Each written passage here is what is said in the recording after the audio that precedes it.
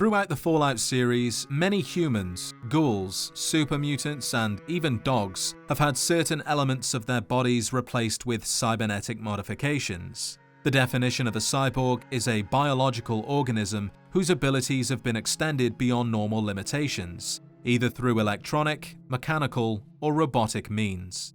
Synths, on the other hand, which are synthetic in nature, are the polar opposite. They are synthetic organisms, and while they do have human or animal flesh, they are not considered cyborgs by definition. As such, they will not be discussed, but they will receive their own dedicated video. Now, the use of implants and prosthetics was fairly normal before the Great War, with artificial organs being used in hospitals during life-saving surgeries, but also more broadly in military and police settings, specifically implants that improved the defenses and combat proficiency of cyberdogs and robobrains. However, the process of turning a biological organism into a cyborg isn't as straightforward as I've made it sound, and many times the procedures were detrimental to the subject's health and well-being. As a result, doctors would only suggest cybernetic surgeries if it was a medical emergency, or in rare cases, a necessity, whereas the US military took things to the extreme. Despite the obvious benefits, there was no guarantee the subject's condition would actually improve. Dermal implants, for example, require an invasive procedure, where impact plates to protect against physical trauma and thermal dissipator membranes to regulate heat were directly grafted onto the subject's skeleton. The recovery period was long and arduous, and there was always a small chance the subject would develop skeletal deformities. And that was often the case for those undergoing these types of procedures. Yes, there was a chance they would be better off, but there was also a chance they would lose certain senses or abilities, which has led to more radical transformations. Before moving on to the various types of cyborg, I want to talk about biomed gel, which is something that's going to be mentioned several times, so it's important that you know what it is and why it's being used. Biomed gel was made before the war to enhance the regeneration process of organic tissue. It comes in a variety of colors, although for what purpose, we don't know. It could suggest the age of the gel, or is purely aesthetic. Either way, many cyborgs wouldn't exist without it. Cyborgs that use Organic Central Processing Units, or CPUs, use biomed gel as part of their internal repair and maintenance systems. Essentially, the brains are preserved in a pressurized container filled with biomed gel, and since the brain can't be repaired mechanically, the biomed gel is what repairs the damages and allows the brain to continue working for much longer than it really should. The gel could last forever, but the organic tissue starts to degrade after 200 years, causing the cyborg to suffer from neural degeneration, meaning the brain needs to be replaced. If not, the cyborg will forget its function before inevitably shutting down for good. There's only two types of animal that have been used to create cyborgs. The first are chimpanzees, whose brains have been used to create certain robobrains, and the other is dogs. The abilities of a cyberdog or cyberhound vary from dog to dog, but as a general rule of thumb, all cyberdogs are superior to their organic counterparts, everything from strength to intelligence and lifespan, with some cyberdogs living for over 200 years. If that wasn't impressive enough, some of the more advanced models have had their intelligence increased so much that they can actually speak to humans. Despite all cyberdogs looking more or less identical, there's a myriad of modifications they can have, which include, but are not limited to, the brain being removed and suspended in a protective container full of biomed gel. Said brains can and should be replaced after a certain amount of time to avoid neural degeneration, which has some unusual effects when it comes to cyberdogs. As the saying goes, a body has a mind of its own, and that couldn't be more true when it comes to cyberdogs, because even though the brain is removed, the dog's personality is still in the dog. So when the new brain is put in, both personalities come together, giving the old dog new skills. With the transplant of Lupa's brain, Rex gained all of the donor's experiences traveling with the Legion. These melded well with his own memories of the Legion, and his new mind quickly adjusted to the myriad memories. Revitalized by Violetta's brain, Rex eventually learned to balance the memories of his old life with Violetta's experiences among the brutal fiends. His mind had difficulty adjusting, but Rex eventually found peace with his new, more vicious self. After Ray's brain was transplanted into Rex's cybernetic body, it took Rex some time to adjust to the old scrapyard dog's memories. Eventually, Rex's mind settled peacefully, melding his own memories with that of long travels with old Lady Gibson. Another modification is the replacement of most vital organs, allowing cyberdogs to live indefinitely. They can still be injured and more or less die, but if the brain is still intact, then the dog can be rebuilt from the ground up. A motivator circuit can be integrated into the cyberdog, acting as a drive mechanism, which can be removed to temporarily disable the dog. Something Dr. Schreiber actually did to a cyberdog called Canine to punish him for misbehaving. Other enhancements can be done to the body, the limbs, the tail, and even the lower jaw, increasing everything from movement speed to bite force. Unique models include Canine and Gabe. Canine was created by Dr. Schreiber at Navarro, based on the Cyberhound Mark II personal security model. He includes all of the standard modifications mentioned above, but also has the ability to speak to humans. Gabe, on the other hand, was created by Dr. Boris at Big Mountain, based on the Cyberhound Mark III police model. He includes all of the standard modifications mentioned above, but unlike Canine, he can't speak. However, he is much larger than your average cyberdog due to his special diet of psycho and buff out. For some reason, he also has an atomic core, which could be used to facilitate movement due to his large size requiring more power, but it could also serve as a form of euthanasia, because if Gabe were to become vicious, well, you might have some trouble putting down a dog that size. Much like humans taking enhancements to the extreme, the same has been done to dogs, with the scientists at Big Mountain completely reshaping them into unique cyberdog weapons. K9000 is a cyberdog gun created to act as a personal operated handheld weapon system. Instead of the standard cyberdog appearance, K9000 is more akin to a heavy weapon. It's a living dog's brain combined with a machine gun that fires .357 Magnum ammunition. Its canine features include 2 metal ears that pick up sound and a sniffer which smells the area for hostiles. It's actually kinda cute. Alongside K9000 is Fido, the upgraded version. Unlike K9000, Fido uses 44 Magnum rounds, resulting in higher damage, but also higher spread. It also has a special red brain instead of the standard green, which could be the color of the biomed gel, or the result of something the scientists did to him before turning him into a weapon. A special diet, perhaps. Tell me, what does this piece say to you? Now, I do have a dedicated video for Robobrains, so I'll keep this brief. Robobrains are robots that use the brains of humans, prisoners of war, inmates destined for the electric chair, or on rare occasions, the brains of chimpanzees, which are again suspended in biomed gel. Not every Robobrain is created equal, mind you. Prisoners, war criminals, and chimpanzees undergo the code conditioning protocol procedure, which flushes the former sense of self from the extracted brains before implanting, meaning the human or animal consciousness is forcefully removed to create a clean slate. The personality, memories, and mannerisms of the person, or chimpanzee, are deleted, so to speak. Whereas the brains of self-centered celebrities and wealthy billionaires are left alone as they willingly pay for the procedure. But it isn't always the wealthy getting their way, and there is an instance where AI used a human brain to become a cyborg.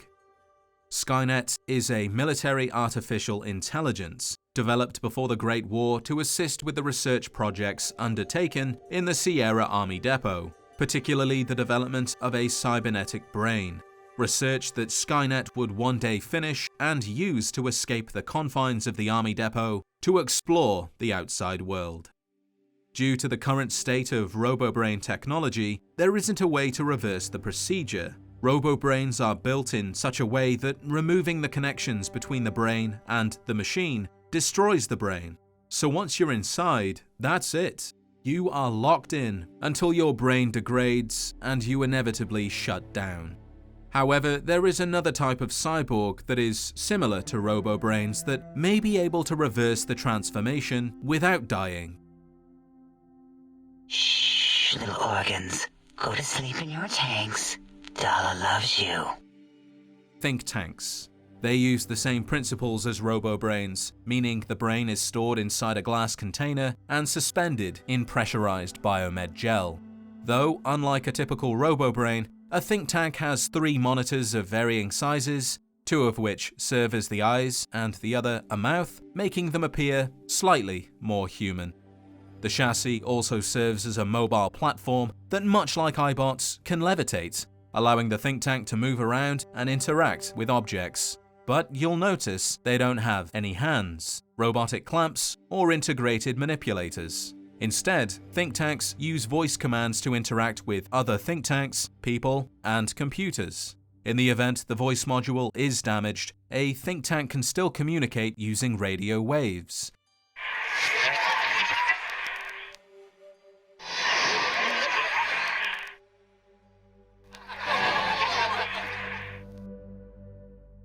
Just because they're armless, that doesn't make them harmless, and if threatened, a think tank can still defend itself.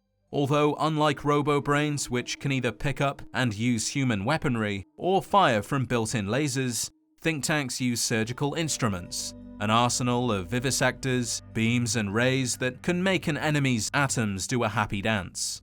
Which is something the scientists would surely do if they ever managed to leave Big Mountain. If you weren't aware, the scientists at Big Mountain are actually trapped behind the radar fence, which prevents certain beings from passing through. That is, lobotomites, bodies without a human brain, and think tanks, brains without a human body. Until the courier came along, the possibility of leaving Big Mountain was never an option for them. But the courier's brain, which was damaged by Benny, had certain injuries that forced the think tank's autodoc to correct its programming, and for the first time the autodoc actually managed to successfully remove a human brain without destroying it. Before this, the autodoc only ever scrambled brains, so the idea of putting their own brain inside a new body wasn't an option. But now they could use the data of the courier's brain to alter their own, which would make it possible. And Dr. Mobius realized this, which is why he stole the courier's brain to stop the think tank from leaving Big Mountain, which is something I'll come back to in just a moment. That's far enough, warrior. Can you recognize me now, even in my new form? Another type of brainbot can be found in Fallout Tactics. In 2198, the commanding officer of the Midwestern Brotherhood of Steel, General Simon Barnaky, was taken prisoner by Gamoran's army, formerly known as the Master's Army. The convoy with the captured general was then intercepted by the Calculator's robots, and Barnaky was taken to Scott City. It was there, after being tortured and experimented on, Barnaky's brain was extracted and put into a humanoid robotic suit and given a number of duties. Again, this brain is held inside a hardened glass container and suspended in pressurized biomed gel.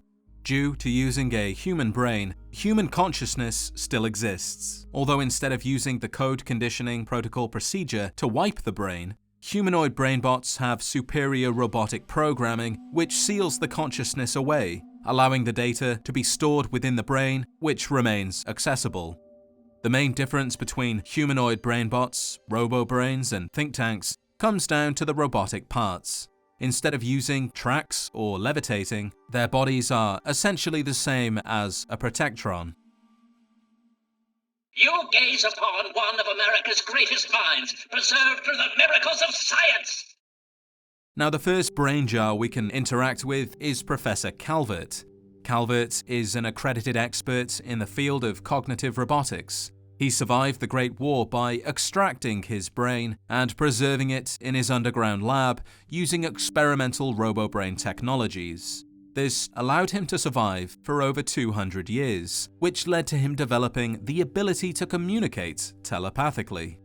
His ultimate goal is to use his powers to achieve psychic domination. However, standing in the way of his goal is Desmond Lockhart, who was the one responsible for Calvert's lack of a body, although what that actually means is a bit of a mystery. It could mean Desmond destroyed his human body after his brain was removed, or destroyed his new robotic body, which is why he's just in a jar. Either way, Calvert seems to have retained his brilliance, but hundreds of years of isolation have left him slightly frazzled. It's been 200 years, so it's getting to that time where the brain needs to be replaced, although it's unlikely Calvert would be able to do that, even with his devout followers.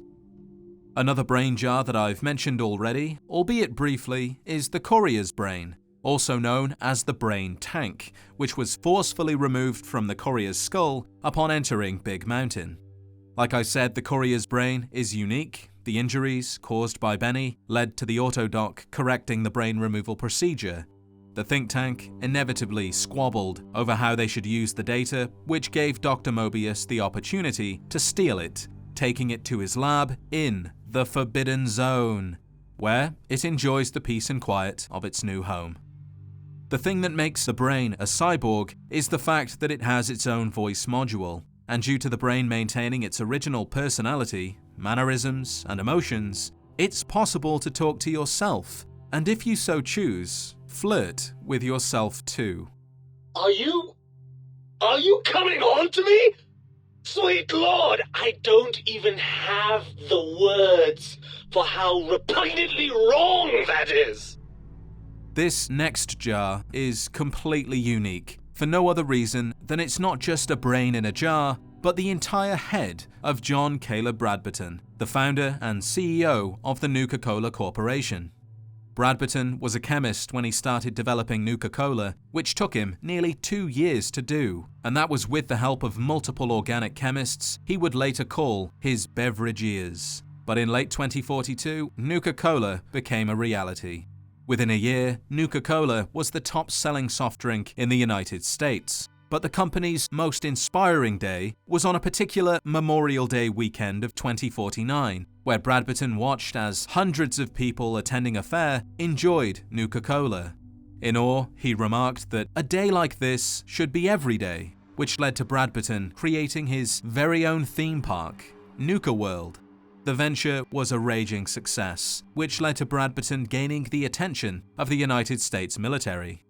Bradberton's beverageers were some of the top organic chemists in the nation, prompting General Braxton of the United States Army to propose a contract with Bradberton. In exchange for his beverageers redirecting their focus from new flavors of soft drink to chemical and biological weapons, Bradberton would receive certain privileges.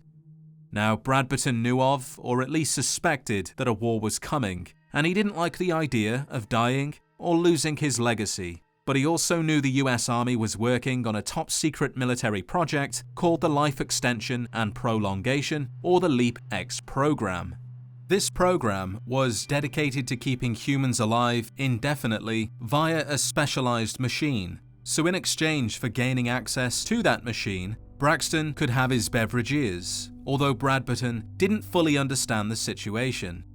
He originally thought the project involved the creation of a living biosuit that would preserve the human body long after it would normally expire. However, the LEAP-X team informed him that because of how much power and how many components the project required, no more than 15 pounds of organic tissue could be saved. This left Bradberton with two choices: to either not go through with it, or to have his head surgically removed and save just that. When the Great War struck, Bradberton was left in the secret vaults beneath his office, alive but isolated for 200 years, during what he would later describe as his own personal hell.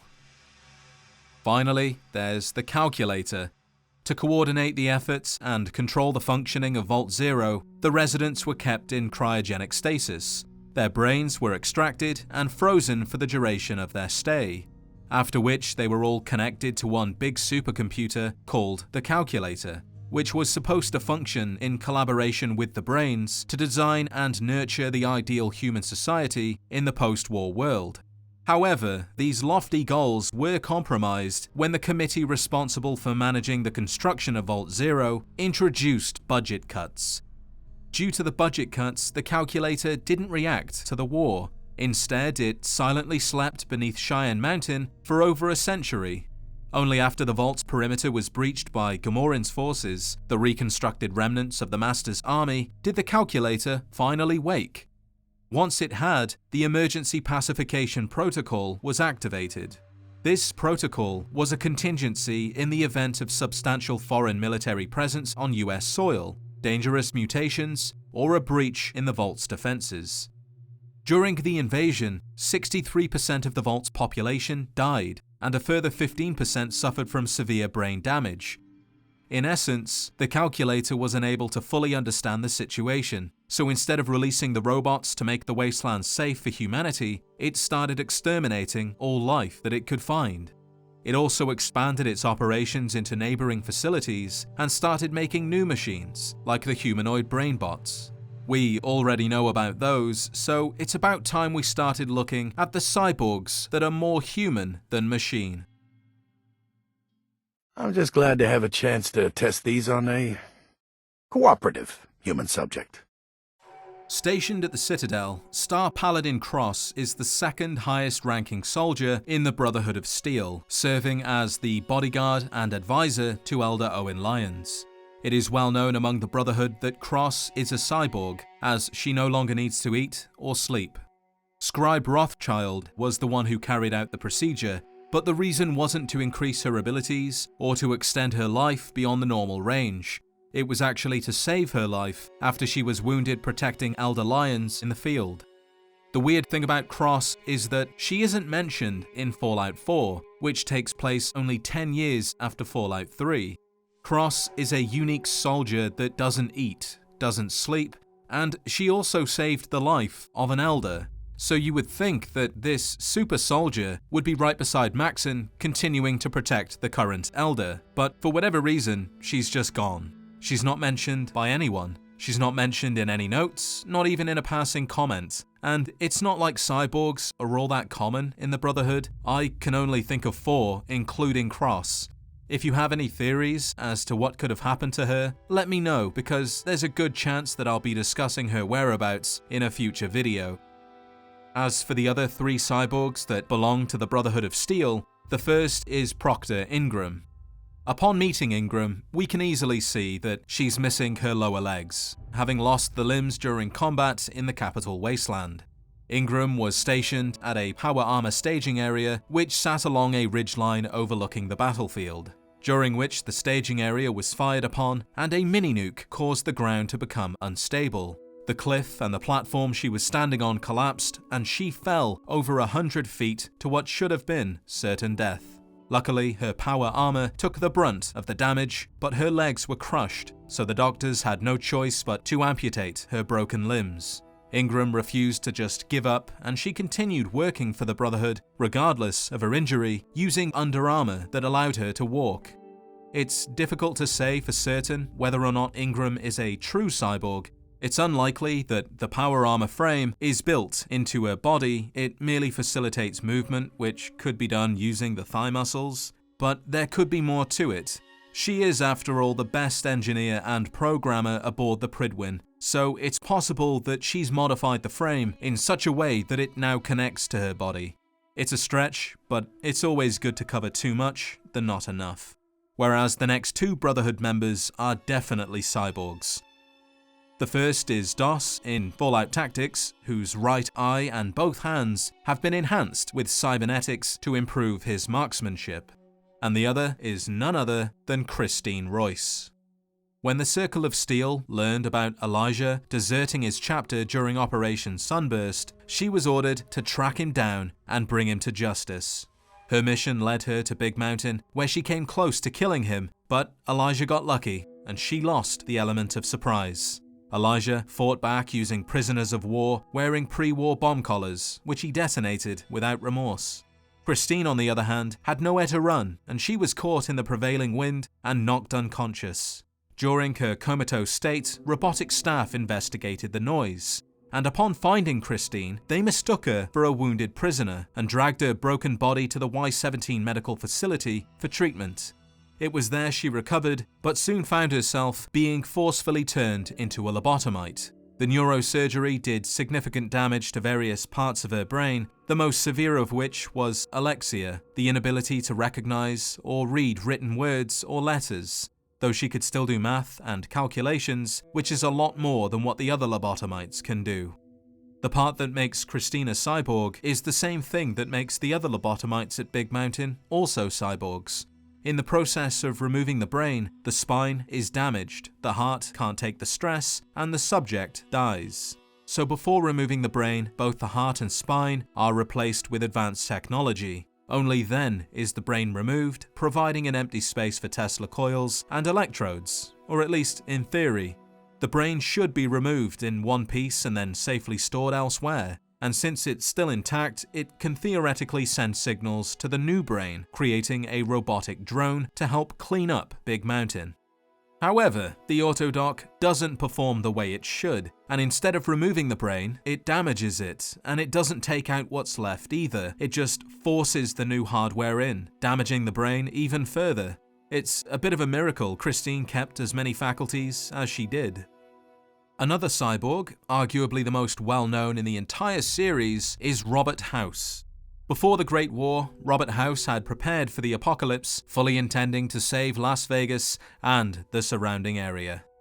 He programmed mainframes with satellite links to disable warheads in flight. He designed high-powered laser cannons and installed them on the roof of the Lucky 38 and Hoover Dam to deal with any warheads his program missed.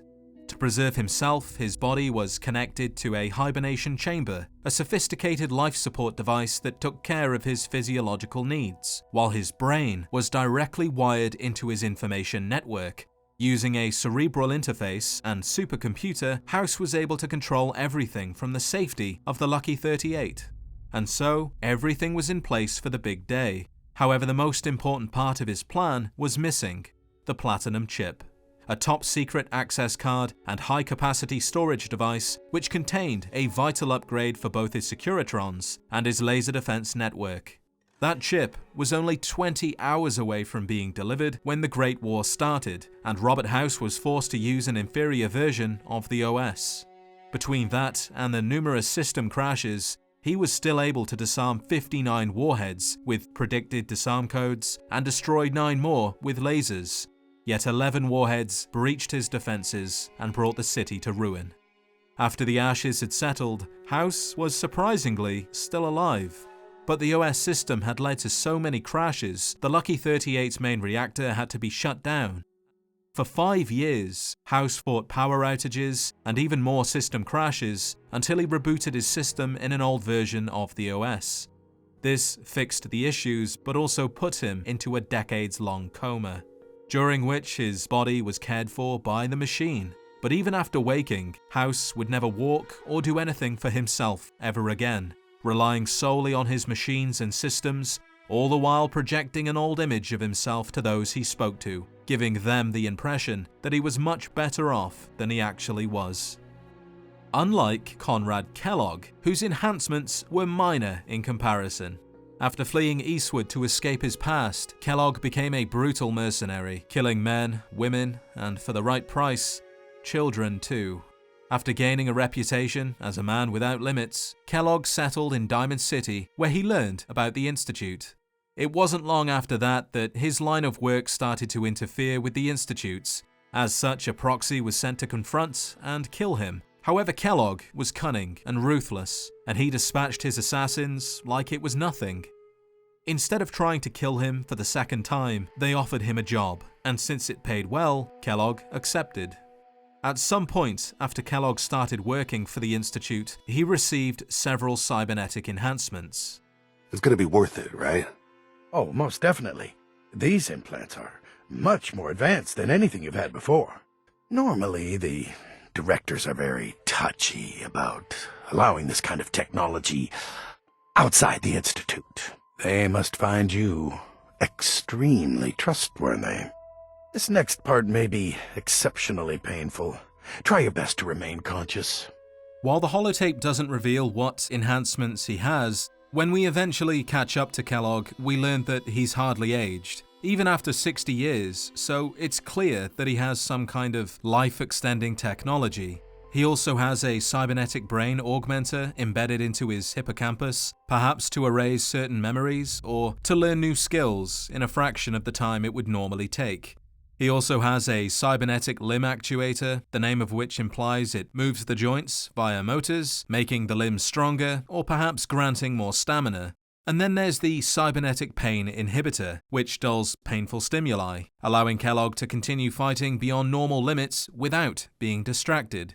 It doesn't make him stronger, it just gives him the ability to ignore the pain. This next cyborg was once a member of the Rippers gang. You might be familiar with them. Morpheus, the leader of the Children of the Cathedral, was once a member. That gang was originally going to be in Fallout 1, but they, along with almost every mention of them, was cut from the final version. But before that happened, the Rippers, much like any other faction in Fallout, they had a leader. In this case, it was a man named Tangler, the self-proclaimed King of the Boneyard, who killed his enemies with a cybernetic hand before eating their flesh, or at least that's what he would have done. The only thing that remains of Tangler is his mechanical hand, which can be found in the game's files, although it doesn't do anything other than serve as a reminder of what could have been. The final human cyborg, excluding the playable characters, which I'll talk about before the end of the video, isn't a single cyborg, but a group of cyborgs called the Reavers, which if you squint hard enough could be a combination of the Brotherhood of Steel and the Children of Atom.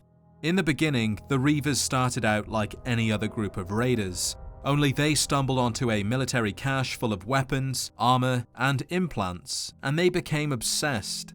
Since then, they have built up a religion that involves worshipping technology, using as many implants as they can get their hands on to get closer to spiritual enlightenment. They have many different deities or tech gods based on electrical units or pre-war tech, Electric Father of Creation, the creator of everything, and Saint Sony, the god of vision, for example. There's a lot more I could say about the Reavers and their movement, but the video is getting on and we still have a lot to cover, like super mutant cyborgs. What a splendid sense of humor. Pity I don't have one. The Lieutenant of the Master's Army, also known as Lieutenant, or just Lou by the more simple mutants, is the right hand of the Master and my favourite mutant in the series. He is the ideal super mutant. He's stronger and more intelligent than your average human, and that's without any cybernetic enhancements, which he does have. The most obvious is his bionic eye, but the more pressing upgrade is his armor. While we never see what kind of upgrades his armor has, upon death his body falls apart in such a way that suggests he was being kept alive by some kind of life support hidden within the armor, which is exactly what the next mutant cyborg also has. Frank Horrigan used to be the personal bodyguard of President Dick Richardson. That was until his unstable mind caused him to be reassigned to Wasteland Patrol duty. During one of these excursions, he went to Mariposa, or what was left of it after the Vault Dweller destroyed it. Inside the base, Horrigan encountered FEV and started mutating, which was bad news considering just how much the Enclave hated mutants. However, they saw his transformation as an opportunity to better understand the virus. For 2 years, Horrigan was the Enclave's guinea pig. His body and mind were constantly tested, altered, tortured, and broken. You can imagine what that might do to someone. Naturally, there was only so much research the scientists could gather from the experiments, so this is where Frank Horrigan should have died, but due to his loyalty, which never faltered, they allowed him to continue serving the Enclave as a very deadly field operative. Due to his size, he was given a custom-made suit of power armor because nothing else fit. The armor was powered by a back-mounted supersized microfusion reactor, which constantly injected him with chems and other stabilizing agents, the only thing keeping him alive. I imagine this was intentional so they could pull the plug if Horrigan became unstable, which was always a possibility. He was also fitted with several cybernetic enhancements, arm control mechanisms, leg rotator mechanisms, and a bionic eye, increasing his strength, his sight, his speed beyond that of a super mutant, never mind a normal human. Another super mutant with cybernetic enhancements is Attis, who looks surprisingly similar to the Lieutenant. Attis is one of the few mutants to rival the Lieutenant and also Marcus in terms of strength and intelligence. After the death of the Master, Attis continued his work, that is, to have all humans transformed into mutants, removing their differences and creating world peace. We don't know when Attis got the bionic eye, or if it even does anything. For all we know, it could just be Attis's way of making himself look like the Lieutenant, so the other mutants relate him with power and leadership. The final mutant cyborg in Fallout is, of course, the Master, who isn't a super mutant, but an FEV mutant similar to Harold, although unlike Harold, the Master has something that makes him a cyborg. Born as Richard Moreau, later changed to Richard Gray, the Master previously led a small group of people to Mariposa to find out where the mutant wildlife was coming from. Inside, things went south, the other members either died, left, or disappeared, but Richard was knocked unconscious and fell into a vat of FEV. When he regained consciousness a week later, he dragged himself free, but the damage was already done. His body and his mind had changed, and continued to change for quite some time. Curiosity led him to starting his own experiments, one of which was dipping a rat and a dog into FEV at the same time. Soon after, he dipped a human and created his first super mutant, who was then swiftly assimilated, creating a hive mind, which served as his inspiration for Unity. The Unity will bring about the master race. Master! One able to survive, or even Thrive! in the wasteland.